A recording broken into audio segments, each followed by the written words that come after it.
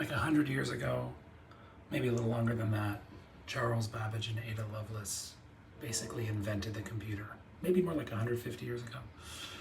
And by the time they died, computers still hadn't taken off. So they basically died pretty sure that they had spent their life working on something interesting, fascinating, functional, but maybe pointless. They certainly had no idea of the impact that they would have. And when I first heard this story from a book called The Information by James Gleick, kind of made me sad.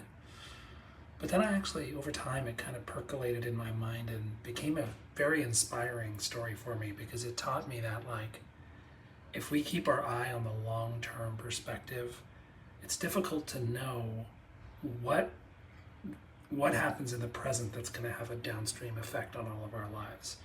And this is inspiring because it allows me to say, well, what do I believe is going to have the greatest long-term effect? And no matter what impact or lack of impact that feels like it's having now on the world or myself or my ego or my feeling of